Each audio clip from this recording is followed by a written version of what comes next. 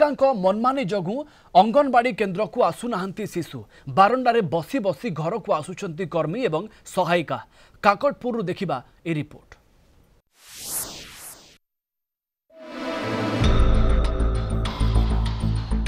पिला शून्य अंगनवाड़ी केन्द्र बारंडारे बसी बसी जाउछंती कर्मी और सहायिका।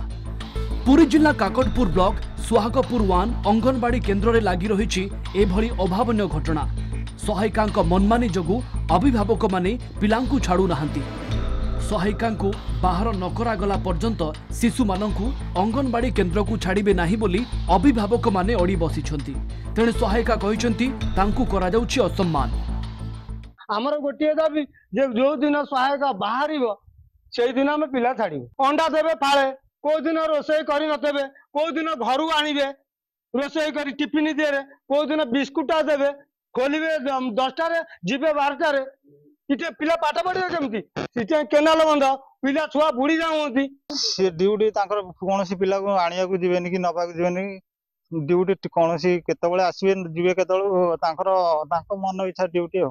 आमे सेही कथा आमे पचारिबार आमे काई के एतबेले स्कूल दा अंगनवाड़ी खोला हला केनाल रे पानी फुल आ एमती काई गले आमे एही कथा पचारिबा कोनोसी कथा एती कथा रे से हमनारे मु अंगनवाड़ी के आसुथिबा समय गाँव रो गोटे पिला भगवान नायक तांको झी किंतु स्कूल रे पढ़चंती। एबे भी तांको झी स्कूल को आछंती किंतु से सब मिलित भाव रे मते से बाट रे आस्ते भाव अश्लील भाषा रे गाली गुलज कले। 4 वर्ष अगस्त 15 दिन सेमती कथला मझिरे एबे 4-6 मास तळे सेमती पिला रुकिला कहला मु छाड़ीबिनी कोन पे ना सेंटर दा केनाल पारी ही मते आसे पडुची से मानकर जुलुम होला तमे पिला को नपो।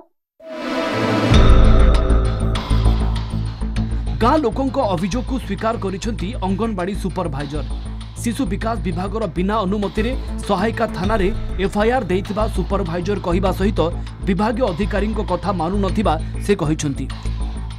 जीवन तो किछि नथिला से सहाय मु जो दिन अनुपस्थित थिली सहायिका और ग्रामवासी भीतर कोन पार्टी दिलो हेकी एई कामटी आरंभ होईछि।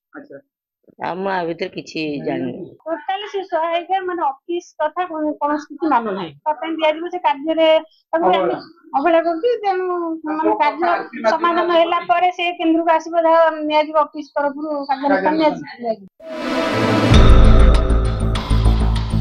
पुरी जिला काकटपुर लोकनाथ स्वाईं रिपोर्ट कलिंग टीवी।